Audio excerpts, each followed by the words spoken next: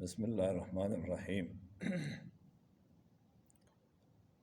قال النبی صلی اللہ علیہ وسلم صیام یوم عرفہ احتسب علی اللہ ان یکفر السنۃ التي قبلہ والسنۃ التي بعدہ، رواہ مسلم۔ نبی اکرم صلی اللہ علیہ وسلم کا ارشاد مبارک ہے کہ عرفہ کے روزے کے بارے میں اللہ سے یہ امید رکھتا ہوں کہ اللہ تعالیٰ ایک سال آئندہ اور ایک سال گزشتہ کے گناہوں کو معاف کرے گا۔ عرفہ کا دن کی بہت فضیلت ہے، جیسا کہ اس حدیث سے روزے کی فضیلت کا پتہ چل رہا ہے۔ یہ روزہ مستحب ہے، فرض اور واجب نہیں ہے، لیکن یہ بہت فضیلت رکھتا ہے۔ لیکن یہ یاد رکھنا چاہیے کہ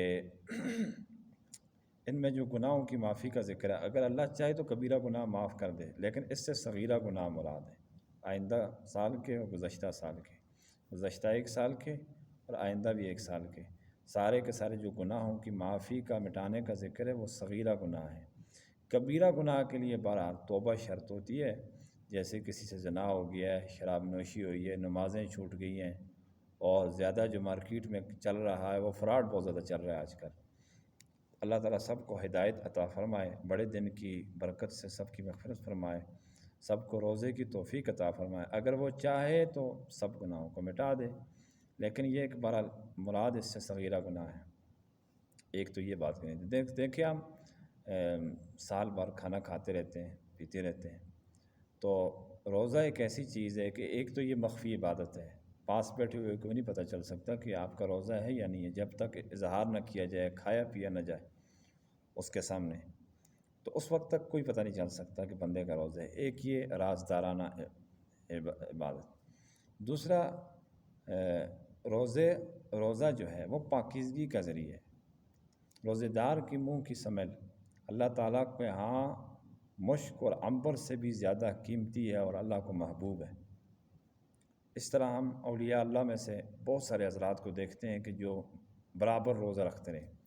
صاحب ہدایہ ایک بہت بڑے عالم ہیں، انہوں نے 13 سال مسلسل روزہ رکھا ہے، 13 سال، مطلب عید کے دن نکال کے اس میں سے۔ کیوں؟ وہ اس دوران ہدایہ لکھ رہے تھے، ہدایہ کی املا کر رہے تھے۔ اسی لیے تو بڑے بڑے علماء فرماتے ہیں کہ ہمارا دل چاہتا تھا، بالخصوص مولانا یوسف دانوی صاحب فرماتے تھے، میرا دل چاہتا تھا کہ صاحب ہدایہ جو ہے وہ صاحب ہدایہ سے پڑھی جائے، پھر سمجھ آتی ہے۔ اسی طرح امام بخاری رحمۃ اللہ علیہ کے بارے میں آتا ہے کہ اکثر جو ہے وہ حضرت کا روزہ ہوتا تھا، کھانے پینے کو تو ظاہر ہے کچھ میسر نہیں ہوتا تھا، اور ان سے یعنی امام بخاری رحمۃ اللہ علیہ کو بہت کم ایسا اتفاق ہوا ہے کہ ان کو سالن ملا ہو۔ بہت زیادہ اذیتیں اور تکلیفیں اٹھائی ہیں، ہر اعتبار سے، لوگوں کی طرف سے بھی بہت زیادہ آپ نے واقعات سنے اٹھائے، لیکن حضرت کا اکثر روزہ ہوتا تھا امام بخاری رحمۃ اللہ علیہ کا۔ تو ہم تو اللہ معاف فرمائے کہ ہمارا حال یہ ہے کہ ہم دودھ پینے والے مجنوں ہیں، ہم اس طرح کے مسلمان ہیں۔ اللہ تعالیٰ ہمارے حال پر رحم فرمائے۔ اور وہ خون دینے والے مجنوں ہوتے تھے، ہماری مثال اس طرح کی ہے، تو ہم کہاں ان کے ساتھ جڑ سکتے ہیں؟ برحال اگر ہم نقل بھی اتاریں، ان لوگوں کی نقل اتارنے کی بھی کوشش کریں، حضرات صحابہ رضی اللہ عنہ اجمعین کے واقعات ہیں، نبی اکرم صلی اللہ علیہ وسلم کے واقعات ہیں، پچھلی امتوں کے نیک لوگوں کے، انبیاء علیہ السلام کے، ان کے حواریین کے واقعات ہیں، ہمیشہ روزہ رکھتے تھے۔ حضرت داؤد علیہ السلام کے بارے میں آتا ہے کہ ایک دن افطار کرتے تھے، ایک دن روزہ رکھتے تھے۔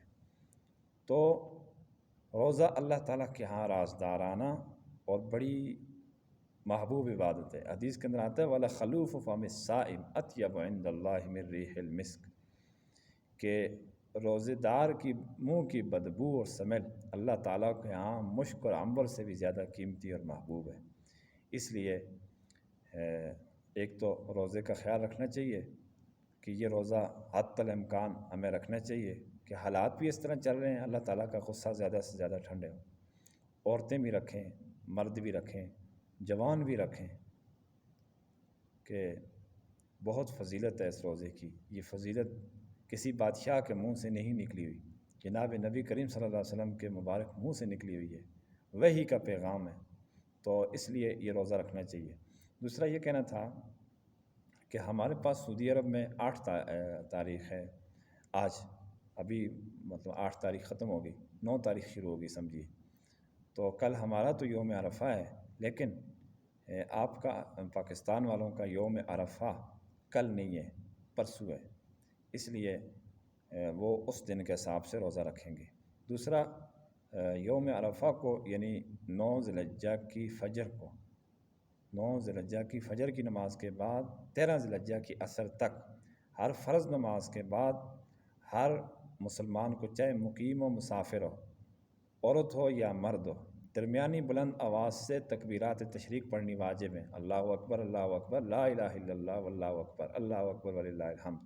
عشرہ ذی الحجہ میں جس بندے کی یہ نمازیں قضا ہوئی ہیں ان 4-5 دنوں کی، مطلب 9 ذی الحجہ کی فجر سے 13 ذی الحجہ کی عصر تک، جس نے قضا نمازیں پڑھنی ہیں وہ بھی کہے گا، مطلب بشرطے کہ قضا نمازیں انہی دنوں کی ہوں، مثلا 9 ذی الحجہ سے 13 ذی الحجہ کی عصر تک، یہ تو وہ بھی پڑھے گا، مسافر بھی پڑھے گا، عورت پڑھے گی لیکن پست آواز سے پڑھے گی اپنے گھر کے اندر، اگر محرم ہے تو آواز بے شک سنیں، غیر محرم ہے تو پھر آواز نہیں سنائی دینی چاہیے۔ اسی طرح گھر سے بھی آواز اس کی باہر نہ جائے، بالکل ہلکی آواز سے اس کو پڑھنے چاہیے۔ اس کی بھی بہت فضیلت ہے، صحابہ کے اکرام رضی اللہ اجمعین کے یہاں اس کا اتنا اہتمام تھا کہ عبداللہ بن عمر، ابو ہریرہ رضی اللہ عنہ جب بازار سے بھی گزرتے تھے تو یہ حضرات بلند آواز سے، حدیث کے اندر آتا ہے کہ تکبیرات تشریق پڑھتے تھے عشرہ ذی الحجہ میں۔ تو اس لیے بہرحال یہ تو 9 ذی الحجہ کی فجر سے 13 ذی الحجہ کی عصر تک آپ کی ملک کے اعتبار سے جو تاریخ ہے اس اعتبار سے، ہماری تو صبح فجر کے بعد انشاءاللہ شروع ہو جائے گی، تو یہ پڑھنی بہرحال واجب ہے، ضروری ہے۔ تو یہ ویڈیو کو، یہ تکبیرات تشریق کے حوالے سے، روزے کے حوالے سے صدقہ جاریہ سمجھ کے آگے بھی زیادہ سے زیادہ شیئر کریں۔ اللہ تعالیٰ عمل کی توفیق عطا فرمائے۔ وآخر دعوانا ان الحمد للہ رب العالمین۔